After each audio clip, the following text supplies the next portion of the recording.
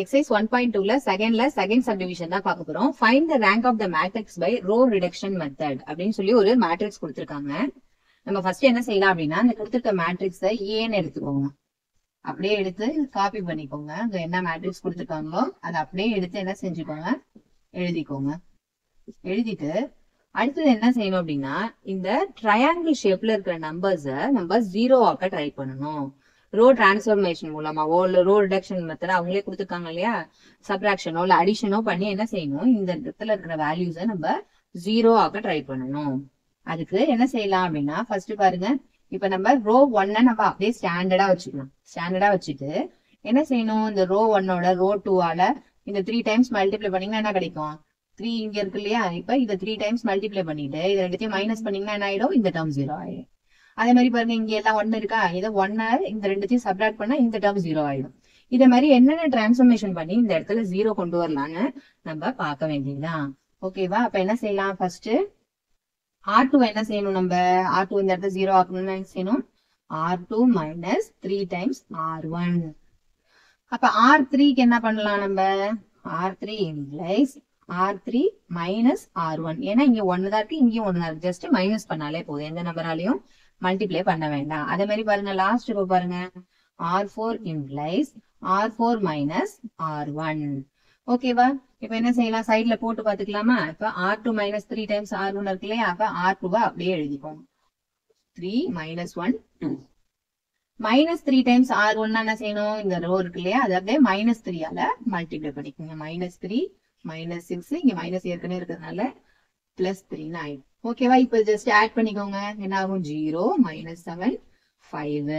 இப்ப இதுதான் நம்மளோட புது R2. அப்படியே எடுத்து எழுதிக்கணும். ஃபர்ஸ்ட் நம்ம என்ன செய்யணும், ரோ 1 எந்த சேஞ்சஸுமே இல்லை, அப்படியே எடுத்து எழுதிட்டு ரோ 2க்கு இந்த வேல்யூவை மாத்திக்கணும். ஓகேவா? அடுத்தது பாருங்க R3 implies R3 minus R1. R3 என்னது, 1 மைனஸ் 2 3. R1 என்ன செய்யணும், மைனஸ் பண்ண போறோம். அப்ப என்ன செஞ்சுக்கணும், எல்லாத்தையும் மைனஸால மல்டிப்ளை பண்ணிடுங்க. இப்ப ஆட் பண்ணிக்கோங்க, என்ன ஆயிடும், 0 மைனஸ் 4 இங்க பிளஸ் 4. அப்ப அப்படியே எடுத்து எழுதிக்க வேண்டியதான், 0 மைனஸ் 4 பிளஸ் 4. அதே மாதிரி கடைசி ரோக்கு என்ன செஞ்சிருக்கோம், R4 மைனஸ் R1. R4 என்னது, 1 minus 1 1. Minus times of R1 போது என்ன செய்யணும், மைனஸால உள்ள மல்டிப்ளை பண்ணிக்கோங்க.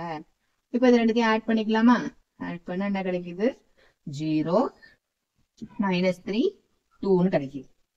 ஓகேவா? இதுதான் நம்மளோட இப்ப புது மேட்ரிக்ஸ்.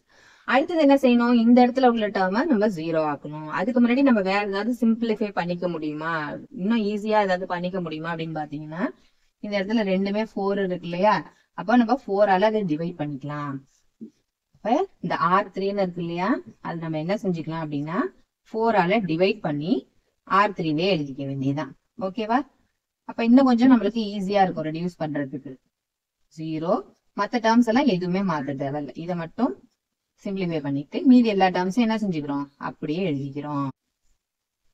நெக்ஸ்ட் இதை ஃபர்தரா இன்னும் என்ன செய்யலாம், சிம்பிளிஃபை பண்ணலாம். ஓகேவா? எப்படி சிம்பிளிஃபை பண்ணலாம்னா, இந்த R3 இருக்கு இல்லையா, இதை வந்து என்ன செஞ்சுக்கலாம், இதை 7ஆல மல்டிப்ளை பண்ணி இது ரெண்டுத்தையும் என்ன செய்யலாம், சப்ராக்ட் பண்ணா நம்மளுக்கு இந்த டேர்ம் 0 ஆயிடும்.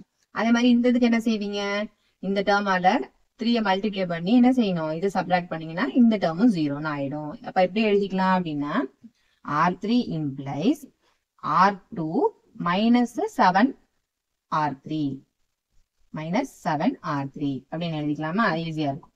அதே மாதிரி R4 என்ன செய்வீங்க, R4 minus 3 times R3. ஓகேவா? இப்போ நம்ம அப்படியே எழுதிக்க வேண்டியதான். ஃபர்ஸ்ட் அப்படியே மாறாம அப்படியே இருக்கும் ஃபர்ஸ்ட் ரோ, செகண்ட் ரோவும் என்ன செஞ்சுக்கலாம், அப்படியே வச்சுக்கணும். ஓகேவா? இப்ப தேர்ட் ரோ எப்படி மாறுதுன்னு பாருங்க, R2 மைனஸ் இல்லையா, அப்ப R2 அப்படியே எடுத்து எழுதிக்கோங்க. 0 மைனஸ் 7 5.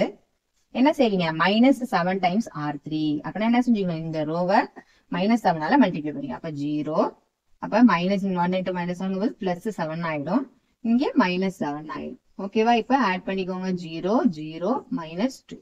இது அப்படியே எடுத்து இங்க எழுதிக்க வேண்டியதான், 0 0 மைனஸ் 2.